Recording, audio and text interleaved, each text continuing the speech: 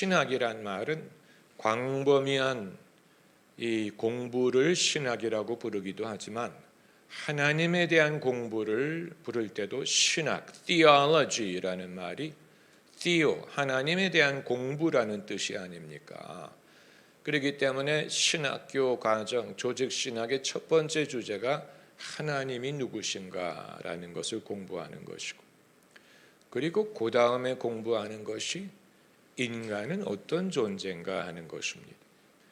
하나님이 사람으로 이 땅에 오셨고 사람을 위해 오셨기 때문에 하나님만을 말하고 사람을 알지 못하면 그것은 우리에게 별로 도움이 되지 않고 뜬구름 잡는 공부가 될 것이기 때문에 하나님의 아들이 사람이 되셨다는 사실에서 사람을 우리가 없이 여길 수 없고, 사람은 하찮은 존재가 아니고 사람은 전부 다 나쁘고 악하고 버려야 될, 잃어버린 바 된 망한 존재라고 말할 수 없는 구원할 만한 존재요, 아직 선한 것이 남아있기 때문에 하나님의 아들이 사람으로 오실 수가 있었다. 그러므로 사람은 어떤 존재인가를 아는 것이 예수님은 어떤 분인가를 아는 데 아주 크게 도움이 되고, 그리고 내가 신앙인으로 산다는 것이 무엇을 뜻하는지를 알 수 있게 되는 것입니다. 우리가 신앙인으로 산다고 해서 천사가 되는 것도 아니고 신이 되는 것도 아니에요. 우리는 여전히 사람이에요. 그러면 사람이 믿음으로 산다는 것은 내가 인간이 어떤 존재인가를 알아야 무리한 것을 요구하지 않고, 내가 그것을 충족하지 못하는 것에 대해서 낙심하지 않고, 나를 없인 여기지 않고, 내 모습 이대로 하나님이 나를 사랑하셨다는 것을 믿고 내가 내 자신을 창피하게 여기지 않고 나를 부인하거나 나를 외면하거나 나를 부인한다는 말은 나는 그런 존재 아니에요, 나는 그런 욕망 없어요, 나는 그렇게 약하지 않아요, 이게 부인하는 거거든요. 그런 식으로 자기를 감추려고 하지 않고 담대하게 행복하게 즐겁게 하나님과 동행할 수 있으려면 사람이 어떤 존재인가를 알 필요가 있는, 사실 신학교에서도 이것은 가르치지 않습니다. 왜냐하면 이것은 인문학에 가까운 것이기 때문에, 인문학, 신학을 배제한 모든 인문학은 결국 인간에 대한 공부가 아닙니까? 무슨 심리학이든 문학이든 무슨 그 이외에 무슨 어떤 것이 있든 간에 인간에 대한 공부를 우리가 무시할 수 없는 이유는 인간이 제일 이해하지 못하는 것이 인간이에요. 의외의 일이 아닙니까? 하나님을 모를 것 같죠? 인간을 몰라요. 남을 몰라요. 남편이 아내를 모르고 아내가 남편을 모르고 부모가 자식을 모르고 또 나와 다른 이웃에 대해서 알지 못하고, 남은 나와 다를 줄로 생각하잖아요. 여자는 자기와 다를 줄로 생각해요. 여자는 선녀라고 생각하고 자기는 나무꾼이라고 생각해요. 그런데 알고 보면 선녀가 나무꾼처럼 더러워요. 추하고. 외국인이 나와 다를 거라고 생각하잖아요. 외국인이 머리카락도 다르고 피부 색깔도 다르고 문화가 다르기 때문에 나와 다를 거라고 생각하는데, 그러나 만약에 그렇다면 복음을 외국인에게 전한다는 것이 아주 형이상학적이 되게 될 거 아니에요? 저들은 죄도 없고 감정도 없고 우리와 문화도 다르고 내가 어떻게 저들에게 내 신앙을 전할 수 있을까? 긍휼을 느끼기가 어렵고 공감을 하기가 어려울 거예요. 그러나 사람은 다르지 않아요. 외모를 취하면 달라 보이지만 중심으로 보면 사람은 다 나와 비슷한 존재고 세상의 모든 형제들이 동일한 고난을 당하는 줄을 알미니라. 여러분 그걸 믿으십니까?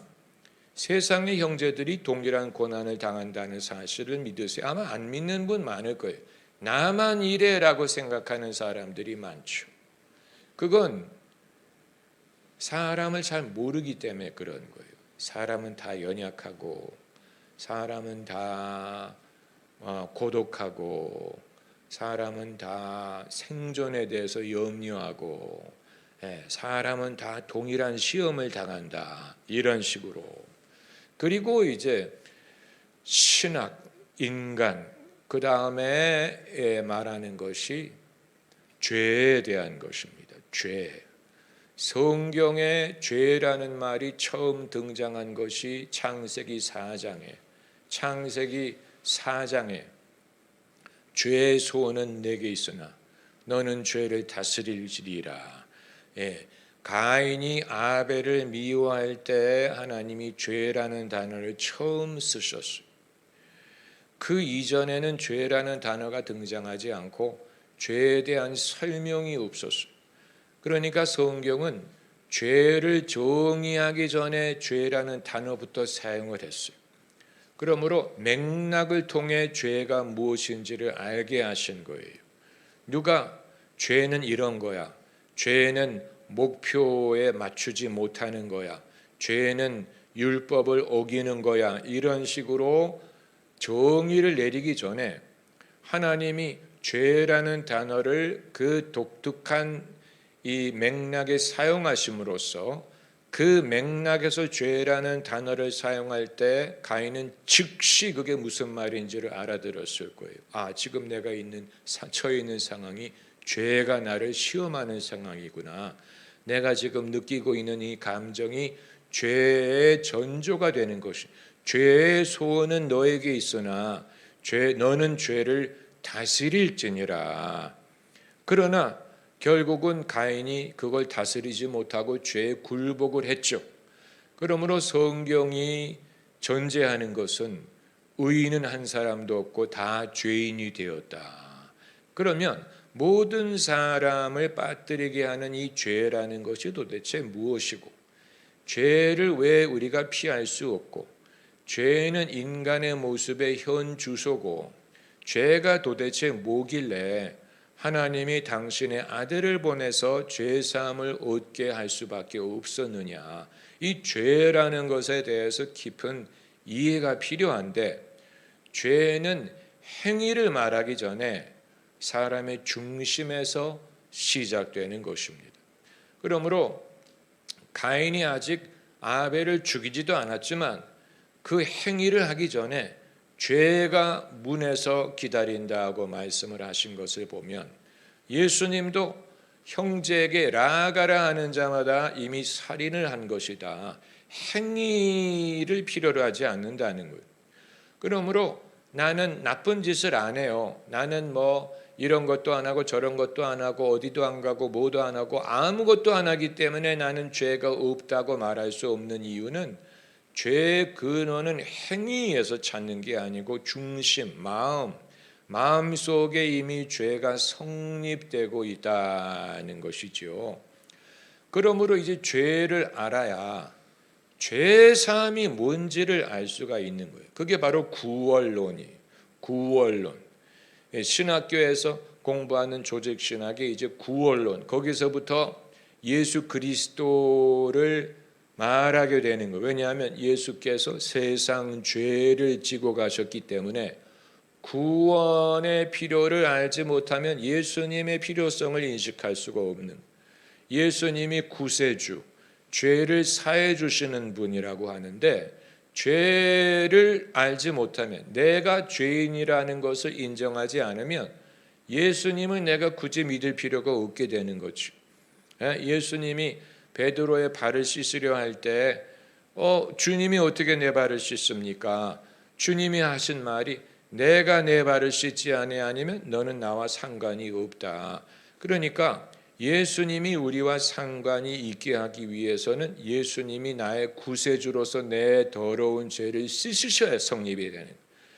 만약에 그게 아니고 나는 예수님을 존경하고 예수님을 존중하지만 나는 굳이 죄인이 아니기 때문에 나는 예수님을 훌륭한 스승으로 여길 뿐 나의 죄를 사해 주시는 분으로 믿지 않아. 그럼 그 사람은 기독교인이 아니에요.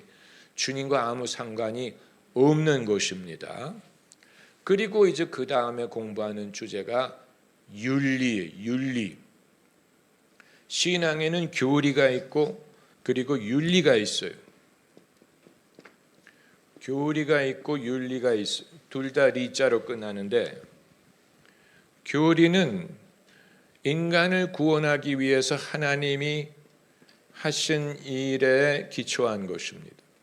예수 그리스도가 성육신으로 이 땅에 오신 것, 예수 그리스도의 하나님의 아들 되심, 하나님의 사랑, 긍휼, 은혜, 십자가, 예수님 하나님의 심판, 예수님의 재림, 이 모든 것은 하나님이 하신 일 아니면 앞으로 하실 일, 그것이 교리를 성립을 하는데, 교리를 당연히 믿어야죠.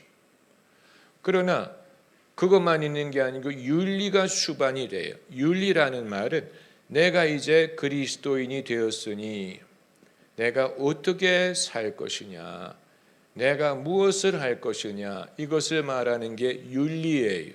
윤리. 왜 교리와 윤리를 나누느냐? 이걸 나눈다는 사실이 아주 강력하게 증거하는 것은 사람이 윤리적인 방법으로 구원을 얻을 수 없다는 걸 보여주는 거예요. 사람이 구원을 얻는 것은 하나님의 하신 일을 통해서 이루어지는 것이지, 사람이 선한 일을 하고 윤리적이고 도덕을 지키고 이것으로 교리적인 성취를 할 수 있는 게 아니에요. 그러므로 먼저 기독교가 말하는 것은 교리적인 거예요. 하나님이 세상을 사랑하사 독생자를 주셨다. 믿음으로 의롭다함을 얻는다. 하나님이 거저 주시는 은혜다. 우리가 하나님을 사랑하기 전에 먼저 우리를 사랑하셨다. 이 모든 것은 하나님이 하신 일이고 그것이 교리를 이루는 것인데, 이거를 믿고 알면 끝나느냐? 그게 아니고 윤리가 남아있어. 너희가 하나님의 자녀로서 너희는 세상의 빛이다. 세상의 소금이다. 너희의 착한 행실을 사람들이 보고 하나님께 영광을 돌리게 하라. 내가 어떻게 행하리까? 내가 어떻게 살리까? 어느 것이 옳은 것입니까? 윤리. 이제 이것은 이 자체로서 우리가 의롭다함을 얻게 되는 건 아니에요. 그러나 이미 의로워졌기 때문에 그것을 실천하고 경험하는 차원에서 윤리가 성립되는 것입니다. 이것을 행해서 내가 의로워지는 게 아니에요. 사람이 행함으로 의로워질 수 없고 무엇으로 의로워집니까? 믿음으로 의로워지죠. 믿음으로 의로워진다는 말은 하나님이 이미 하신 일을 내가 받아들이는 거예요. 그러나 이제 그것을 실천하는 차원에서, 이전에 좋던 일 이제는 값없다. 주 예수 안에서 나는 새로운 자가 되었다. 이전 일은 지나갔으니 새 사람이 되었다. 이제는 내가 하나님의 백성으로 살겠다. 하나님의 자녀답게 살겠다. 내가 윤리를 행함으로 하나님의 자녀가 되는 건 아니지만, 하나님의 자녀가 되는 것은 예수 그리스도의 은혜로 말미암는 것인데, 그러니 하나님의 자녀답게 살려면 어떻게 해야 되느냐, 그걸 말하는 것이 윤리예요. 윤리, 기독교 윤리. 기독교 윤리도 공부할 게 상당히 많고, 이 부분에 있어서 어떻게 보면 교리적인 면보다는 윤리적인 면에서 더 많은 반론과 논쟁이 이루어진다고 볼 수 있죠. 윤리도 사람이 그 자기 신앙에 따라서 강조하는 부분이 다르기 때문에, 어떤 교회는 사회 정의, 공평, 평등, 이런 것을 많이 주장하는 데가 있고, 또 어떤 데는 좀 더 개인적으로 사랑을 실천하고, 또 부부간에, 형제간에, 이웃간에, 그리고 성령의 열매와 그리고 내 안에 이 이중적인 것을 극복하고 내가 겉으로 드러내기 위한 것이 아닌 내 진실을 실천하는 차원에서의 선한 행실, 이런 식으로 이제 공부할 것이 많이 있고, 그래서 신학 그리고 인간,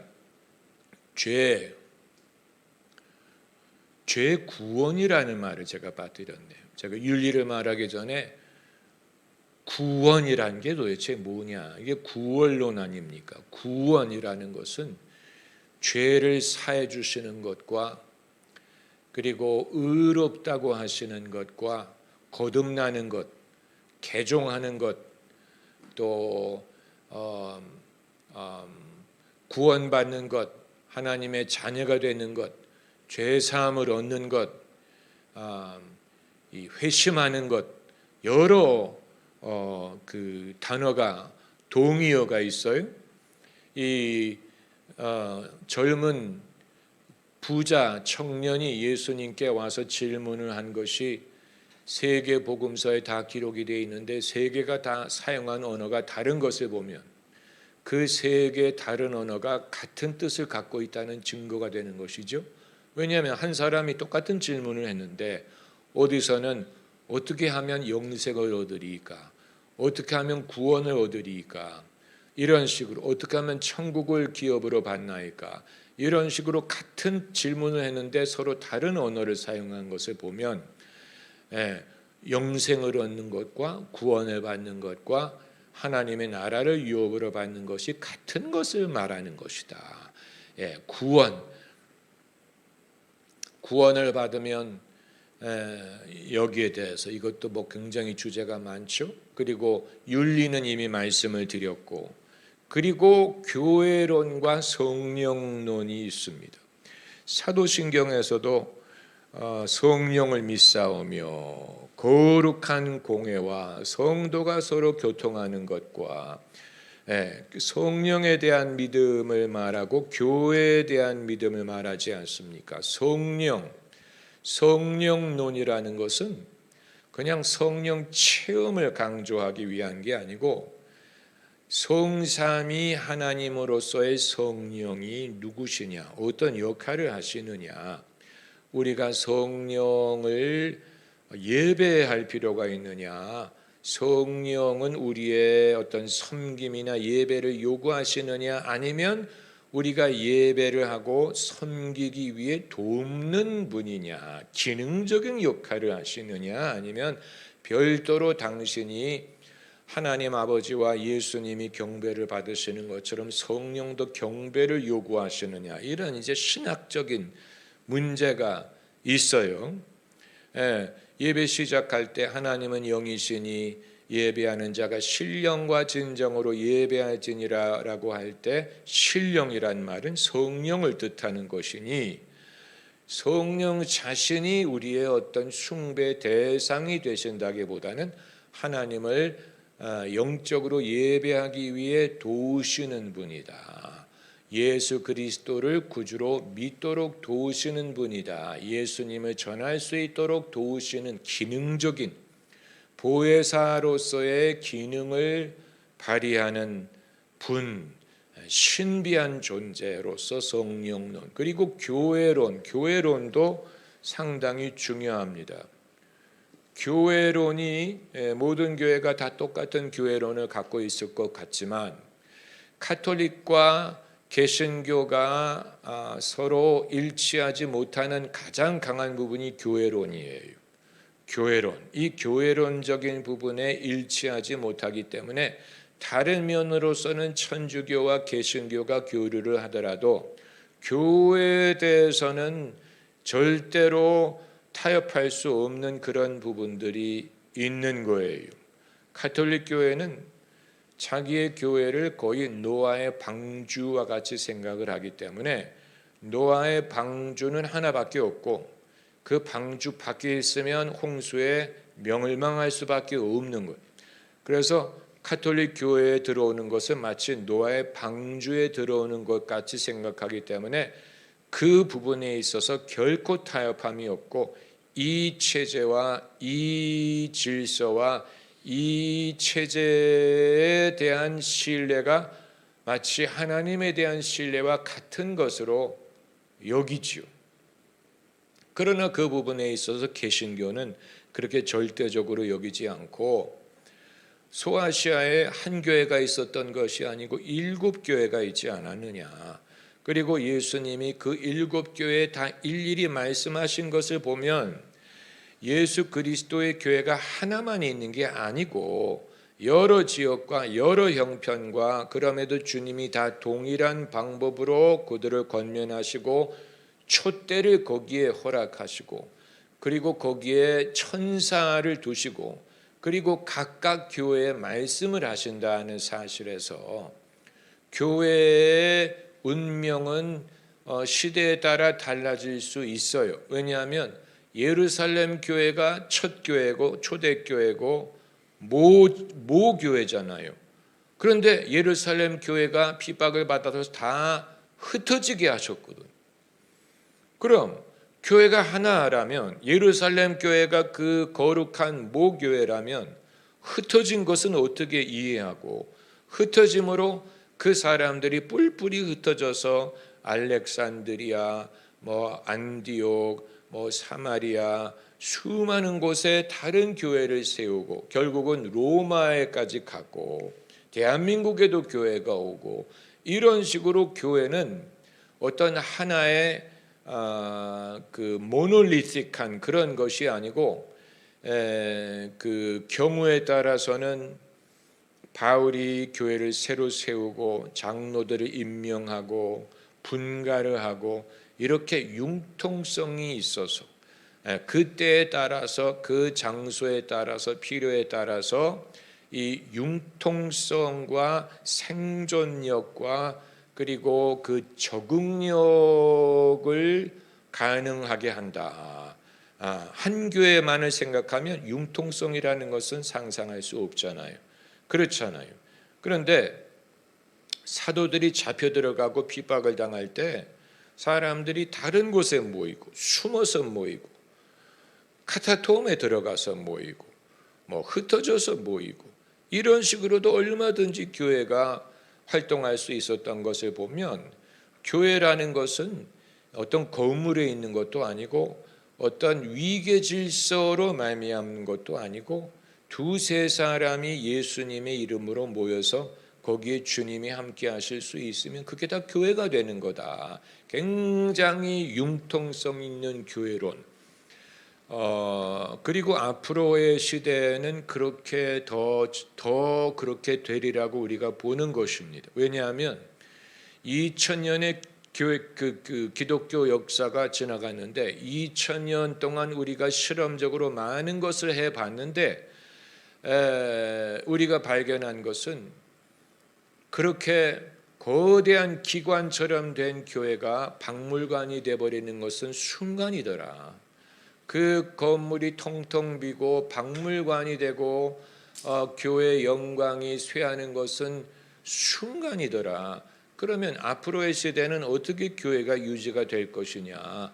작게 집에서 모여서 작은 커뮤니티를 형성하고, 어떤 성직자의 그런 어떤 그 라이센스를 갖고 있지 않은 사람이라도 성령을 받고 가르칠 수 있는 사람들이 얼마든지 융통성 있게 사람들이 모이는 데에서 공동체를 형성할 수 있으면 그것이 교회고, 그것이 훨씬 더 적응력이 강하고 생존력이 강하고, 그리고 변화에 적응할 수 있고 사람들이 필요로 하는 공동체를 제공할 수 있다. 이건 지금 이 시대에 상당한 변화를 요구하는 혁신적인 그런 개념이에요. 만약에 우리가 이 사실을 믿지 않으면 성도들을 제자 훈련할 이유가 없는 거죠. 뭐하러 제자 훈련하겠습니까? 그냥 성직자 위주로 끌고 가면 되지. 유능한 성직자 몇 명이 있어서 나머지 성도들은 다 성도고 손님이고 은혜를 받고 가면 되는 것이지, 왜 제자 훈련을 하느냐, 왜 성도들을 가르치느냐, 왜 성도들에게 사역하는 훈련을 하느냐. 왜냐하면 생존력이 있는 교회는 마치 그 어떤 짐승은 팔을 자르면 팔이 다시 난다고 하잖아요. 이런 식으로 교회가 생존력이 있으려면 자라날 수 있는 자생할 수 있는 그런 능력을 갖고 있어야 되기 때문이고, 그리고 이제 마지막이 종말론이죠. 종말론, 에스커탈로지, 종말론. 종말론이 아주 중요합니다. 사도신경에서도 종말론을 세 개로 말하고 있는데, 죄를 사해 주시는 것과 몸이 다시 사는 것과 영원히 사는 것을 믿사옵나이다. 저리로서 산 자와 죽은 자를 심판하러 오시리라. 종말론에는 사람의 죽음의 이후, 영생, 재림, 새하늘과 새 땅, 이런 모든 것이 다 포함되어 있는 거예요. 종말론을 요한계시록만 말할 것 같죠? 아니에요. 모든 성경책에는 종말론적인 요소가 있어요. 예수님도 종말을 말씀하셨고, 종말에 대한 비유가 얼마나 많아요. 그 결혼잔치의 비유, 그 종말론을 말해요. 밤중에 신랑이 왔다. 예수님의 재림이 그렇게 도둑처럼 온다. 기대하지 않을 때 온다. 또 이 주인이 포도원을 맡기고 갔는데 소출을 얻기 위해서 주인이 왔다. 이것도 예수님의 재림에 대한 것이고, 또 달란트를 나눠줬는데 주인이 와서 그것을 계산을 했다. 그것도 종말론에 대한 말씀이고, 종말론, 종말에 대한 말이 엄청 많아요. 거지 나사로와 부자의 비유, 이것도 종말에 대한 거예요. 왜냐하면 사람이 죽고 나니까 이 세상의 질서가 이 후대에도 지속될 줄로 알았는데 오히려 반대가 되더라. 그래서 거지 나사로는 아브라함의 품에 가고 부자는 불 속에 던져지더라. 이런 어떤 이 세상의 질서와 반대되는 이후의 세상에 대한 것, 이것도 굉장히 광범위하고 사람이 미처 다 꿈꾸지 못하고 이해하지 못하는 부분이 얼마나 많은지 몰라요. 이걸 사람들이 성경에서 아직 불확실하게 말한 부분을 성경에서 불확실하게 남겨놓은 부분들이 있어요. 예컨대 하나님의 나라를 이루실 때가 이때니까 라고 할 때 예수님이 그건 너희가 알 바 아니다 라고 불확실하게 남겨두셨잖아요. 그날과 그 시는 하나님만이 알고 인자도 모르고 하늘의 천사도 모른다. 불확실하게 만들었잖아요.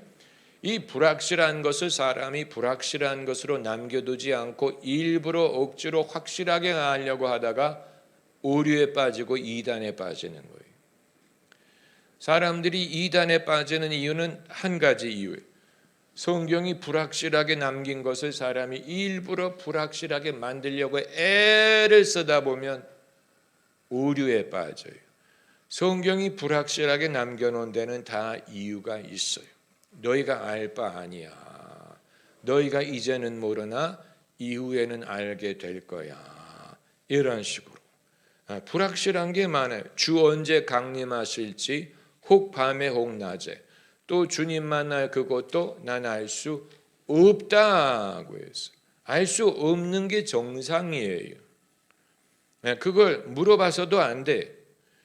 예수님 언제 오세요?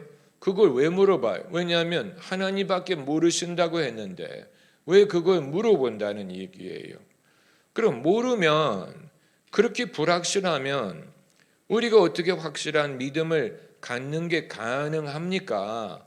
우리가 구체적인 소망을 갖는 게 가능합니까? 모든 게 그렇게 불확실하고 그렇게 막연하다면 어떻게 확실한 소망을 가질 수 있습니까? 그 부분에서 믿음이 필요한 것입니다. 그리고 성경이 거기에 대해서 많은 말을 하지 않았어요. 저들이 다 우리가 아니면 이 성취를 보지 못한다. 우리에게 구름과 같은 많은 증인이 있으니 우리가 인내로서 이 경주를 해야 된다. 이런 식으로 그리스도 예수여 어서 오시옵소서, 믿음은 바라는 것의 실상이요, 이 모든 것이 이 사람들이 다 기다렸다는 증거가 되는 것이죠. 아브라함도 기다리고 모세가 기다리고, 그리고 메시아가 오실 것을 기다리고, 그리고 이제 예수님이 승천하신 후에 재림하실 것을 기다리고, 이 모든 기다리지 않은 신앙인들이 하나도 없었던 것에 보면 믿음이 기다림을 가능하고 기다림을 통해서 믿음을 증거를 보는 것입니다. 그래서 이제 우리가 공부할 그 내용의 개요를 말씀을 드렸는데, 이건 목차, 책의 목차를 읽는 것과 비슷한 것이죠. 오늘은 신론, 하나님에 대해서 공부를 하는데, 하나님에 대해서 공부한다는 말이 좀 어폐가 있지만 그건 없인 여겨서는 안 됩니다. 왜냐하면 성경도 하나님에 대해서 분명히 말씀을 하고 있기 때문에. 신론, 구약의 인물들, 창세기의 인물들은 하나님을 어떻게 알았느냐, 이게 굉장히 중요한 신학적인 관건이에요. 아브라함은 하나님을 어떻게 알았고, 얼마만큼 알았고, 무엇을 통해 하나님을 알게 되었고, 아브라함은 하나님의 어떤 면을 배웠을까? 그리고 처음부터 모든 걸 안 게 아니었다면, 부분적으로 아는 것으로 시작했다면, 부분적으로 아는 것만으로 하나님을 충분히 신뢰할 만한 근거가 되는가? 이건 아주 중요한 질문이에요. 그리고 대답은 가능하다는 거예요. 왜냐하면 어느 누구도 하나님에 대한 완벽한 지식을 얻음으로 하나님을 믿게 되는 것이 아니기 때문에, 하나님에 대한 지식은 믿음 이후에 이루어지는 것이지, 하나님에 대한 지식이 있으므로 하나님을 믿게 되는 것은 아니고, 하나님을 믿는 것은 경험적인 것에서 시작한다. 그리고 본능적이다. 직감적이다. 이걸 어떻게 알 수 있느냐면 성경 몇 구절을 찾아봅시다. 이제부터는 성경 구절을 좀 찾아볼 거예요. 사도행전, 먼저 로마서 1장을 찾아보세요. 성경이 없으신 분은 저쪽에 가면 성경책이 있고 아니면 앱을 쓰시면 되겠습니다. 로마서 1장 19절부터 보면, 이건 바울의 쓴 모든 서신 중에 가장 메이저한, 바울 서신 중에 가장 명작, 바울이 한 가지 자기가 쓴 편지를 사람들에게 소개하려고 한다면 로마서를 읽으세요라고 할 거예요. 로마서.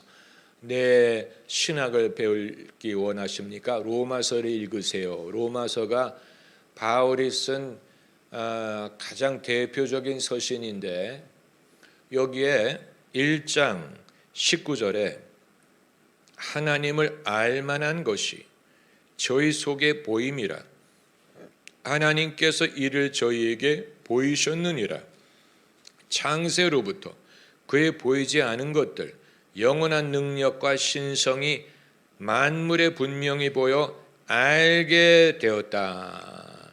이건 직감적으로, 본능적으로 모든 사람은 하나님을 알만한 근거가 있다는 말을 하는 것입니다. 그렇기 때문에 하나님을 믿기 위해 하나님 이름이 뭐예요? 라든가, 하나님이 누구예요? 라든가, 하나님이 어떤 분이에요를 모르더라도 그냥 하나님에 대해서 어렴풋이라도 알고 있기 때문에 모든 사람이 하나님을 믿을 만한 가능성은 있고, 믿기 위해서 많은 시간이 필요하지 않습니다.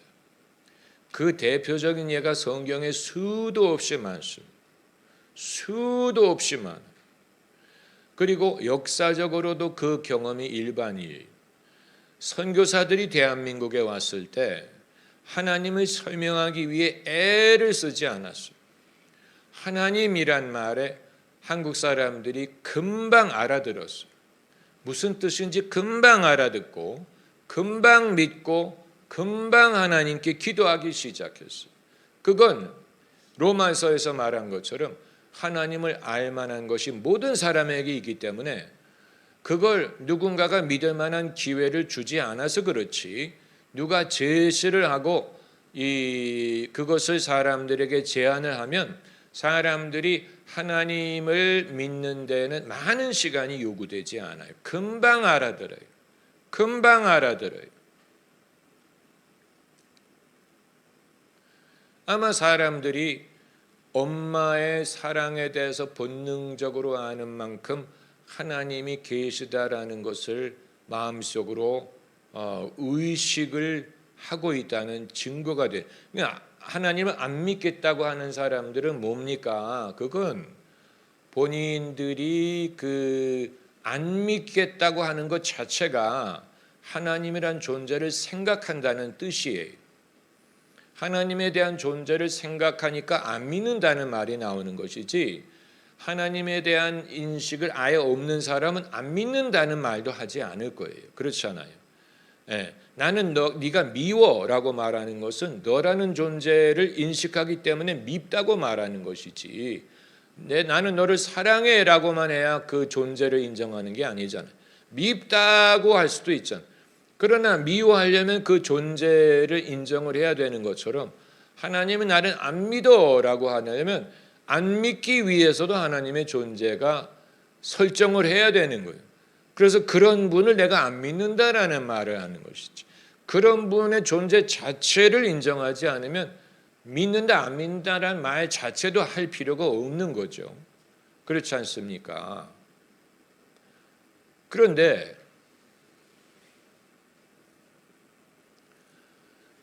로마서 1장 21절에 하나님을 알되 하나님으로 영화롭게도 아니하며 감사치도 아니하고 오히려 생각이 허망하여지며 미련한 마음이 어두워졌나니 지혜 있다 하나 우둔하게 되어 썩어지지 아니하는 하나님의 영광을 썩어질 사람과 금수와 버러지 형상의 우상으로 바꾸었느니라. 여기에서 이제 인간의 타락의 모습이 나타나는, 인간이 타락했다고 했을 때 21절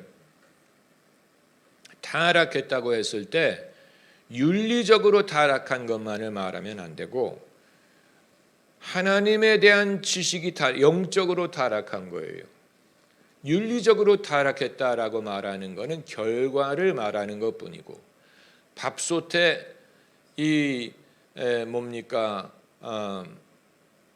밥솥 밑에 나오는 건 뭐라고 그러죠? 누룽지가 있는 것은 이제 밥이 탔다는 얘기인 것처럼 도덕적인 타락은 누룽지를 말하는 거고, 이 영적으로 타락을 한 결과로서 도덕적으로 타락하는 거예요.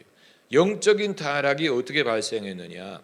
하나님을 알만한 것이 모든 사람에게 있는데 사람들이 영화롭게 하지 않고 감사하지도 않았더니 그 마음이 어두워져서 영적으로 타락을 해서 살아계신 하나님 대신에 버러지라든가 짐승이라든가 우상이라든가 하나님이 아닌 것을 신처럼 여기게 되었다. 그래서 신론을 제대로 가르치려면 이 오류에서부터 건져낼 필요가 있었던 것입니다. 그 예를 사도행전 10장에서 찾아봅니다.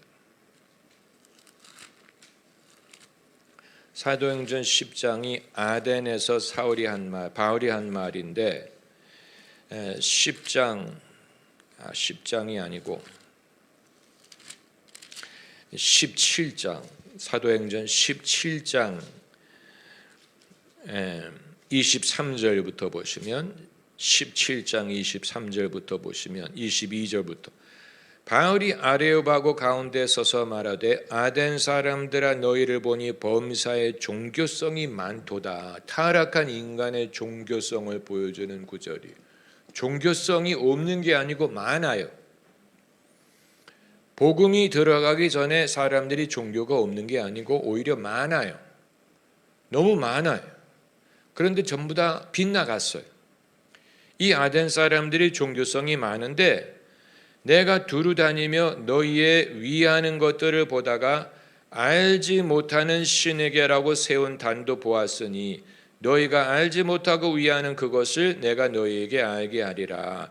그러면서 하나님에 대해서 말하기를 우주와 그 가운데 있는 만유를 지으신 신께서는 천지의 주제신이 손으로 지은 전에 계시지 아니하고 무엇이 부족한 것처럼 사람의 섬김을 받으시는 것이 아니니 만민에게 생명과 호흡과 만물을 친히 주시는 자이시다.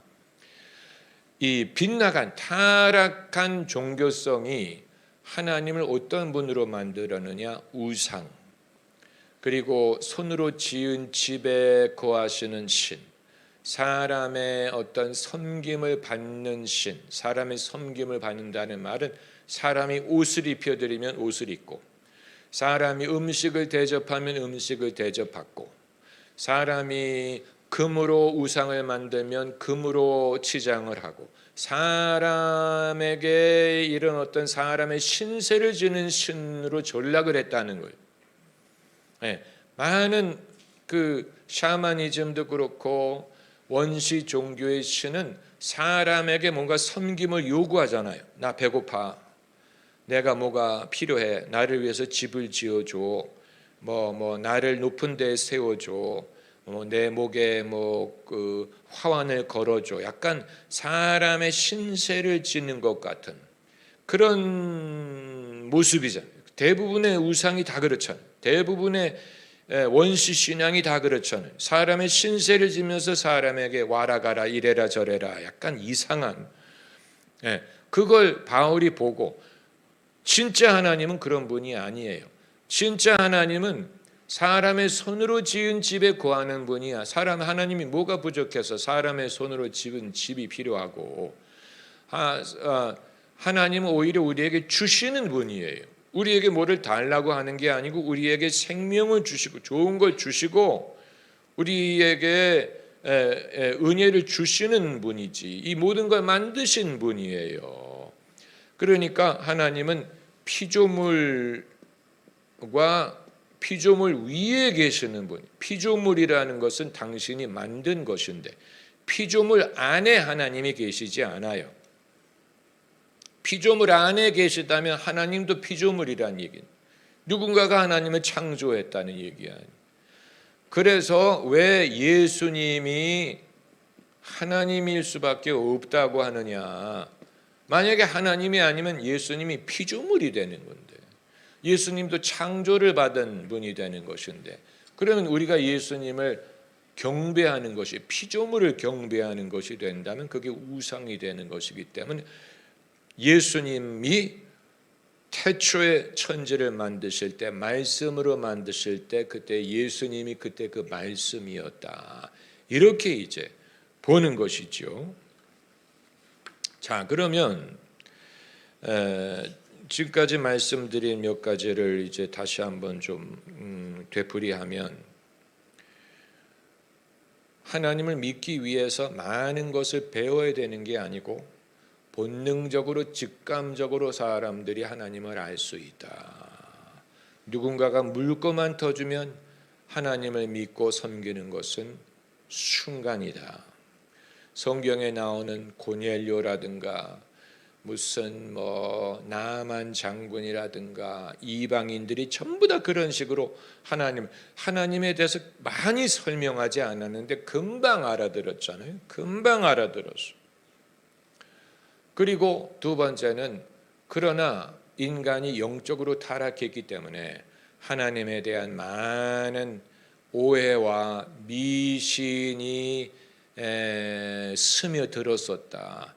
그래서 복음을 전하는 과정에서 그것을 지적하고, 하나님은 그런 분이 아닙니다. 하나님은 그런 분으로 섬길 수 없습니다. 하나님은 오히려 만물을 만드셨고 위에 계시고 우리에게 좋은 것을 주시는 분이십니다. 이것을 가르칠 필요가 있었다는 것이고, 그리고 세 번째로 하나님에 대해서, 하나님을 전하기 위해서, 또 우리가 하나님을 알기 위해서 결코 외면할 수 없는 요소는 하나님의 거룩함이에요.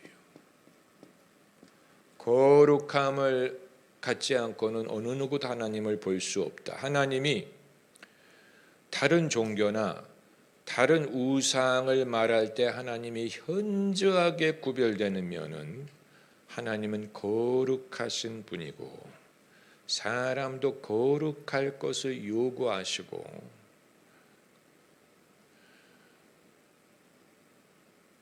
사람이 자기의 형편에 따라서 하나님을 거기에 맞출 수 있는 존재가 아니고 오히려 하나님의 거룩함에 맞춰서 우리 자신이 변화할 것을 요구하셨다는 것.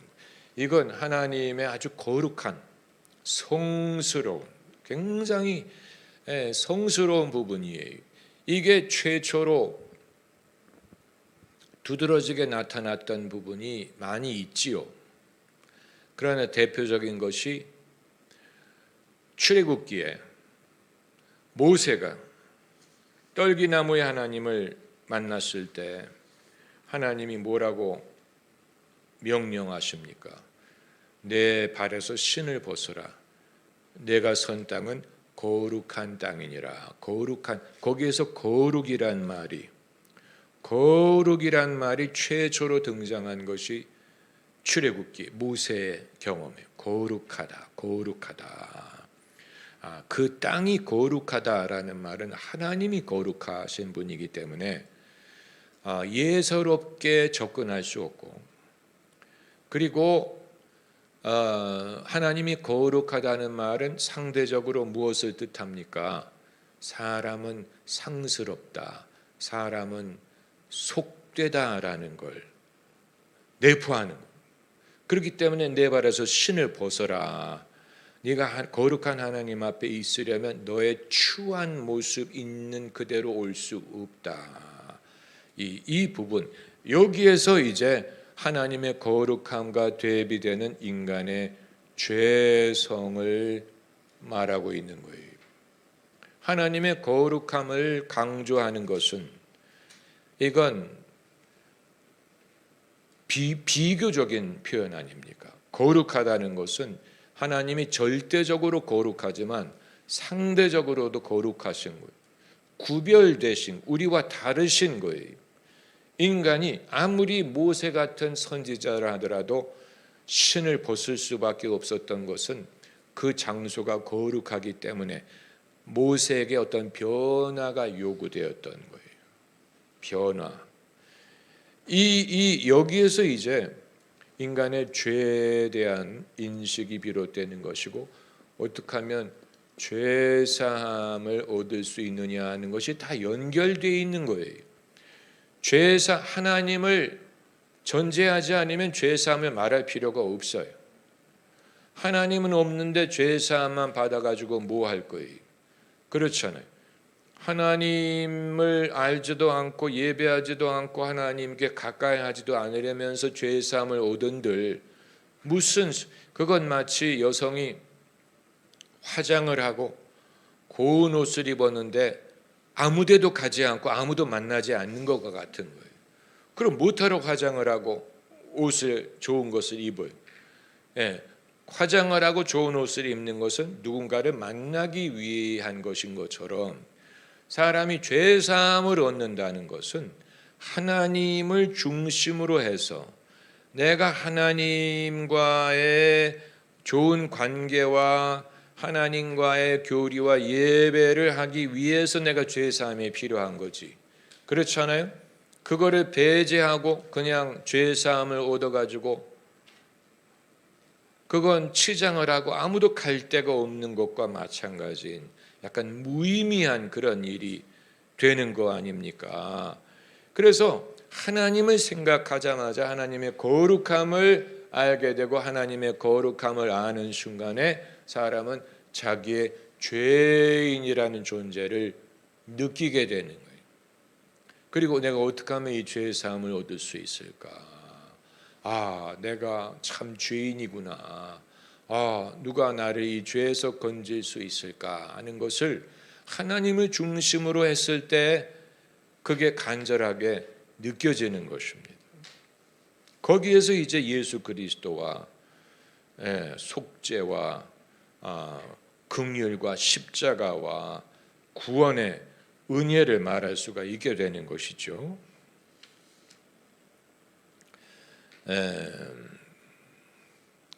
이제 한 가지만 더 말씀을 드리고 오늘의 주제를 마치려고 하는데, 창세기를 우리가 특별히 주목할 수밖에 없는 이유는, 창세기는 이 체제가 갖춰지기 이전에 개개인이 하나님을 경험하고 알았기 때문에 그래요. 출애굽기만 가더라도 체제가 이미 빌드가 됐어요. 모세가 이스라엘 백성을 불러서 공동의 경험, 율법, 제사, 이 모든 걸 통해 체제가 빌드가 됐어요. 이제는 그 체제를 통해서 하나님을 배울 수밖에 없어요. 하나님은 이런 분이다, 하나님이 이런 요구를 하신다, 체제, 그게 이제 종교를 말하는 것 아닙니까? 유대교, 히브리, 이런 그러나 창세기에는 유대교라는 게 존재하지 않고 이스라엘 민족이 아직 없고 개개인이었어요. 아브라함이라는 개인, 이삭이라는 개인, 야곱. 그런데 이들이 하나님을 믿었고 이게 시조가 됐잖아요. 그래서 우리가 하나님을 아브라함과 이삭과 야곱의 하나님이라고 부르잖아요. 그러면 이 사람들은 누가 가르쳐 주지 않았는데, 무슨 제사장이 있는 것도 아니고 선지자가 있는 것도 아니고 신학자가 있는 것도 아닌데 어떻게 이들은 여호와 하나님을 알게 되고 그 믿음을 형성할 수 있었느냐? 이건 굉장히 중요한, 이건 우리 모두에게 적용할 수 있는 부분이에요. 결국은 우리가 교회를 통해서 하나님을 이렇습니다, 저렇습니다, 책을 읽고 교회와 무슨 신학과 무슨 수많은 서적과 이것을 통해서 배우겠거니라고 생각을 하지만, 그걸 통해서는 지식을 얻는 것뿐이고 하나님에 대한 지식은 아브라함, 이삭, 야곱처럼 겪어봄으로써 얻는 거예요. 그게 살아있는 하나님에 대한 믿음이 되는 거예요. 그 이외에 체제가 가르쳐주는 거는 하나님은 이렇대 저렇대 이렇게 살아야 되는데, 그건 지적으로 배우는 거죠. 그건 간접적으로 듣는 거죠. 그러나 아브라함은 그런 체제가 존재하기 이전에 하나님을 경험하고 하나님에 대한 지식을 쌓아갔어요. 그리고 그것이 본인에게 충분했어요. 그게 도대체 무엇이었느냐? 그걸 알면 나도 하나님을 경험함으로써 하나님을 알아갈 수 있겠구나 하는 것이 무엇인지를 알 수가 있는 거예요.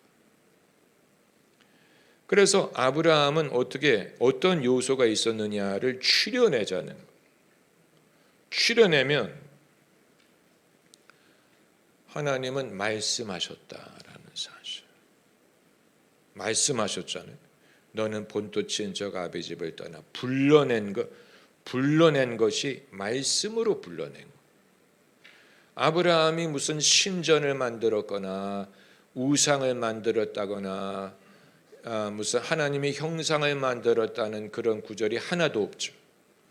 그러면 아브라함은 하나님을 어떤 분으로 인식하고 있었느냐? 말씀하는 분으로 인식을 했어요. 그것으로 경험을 했어요.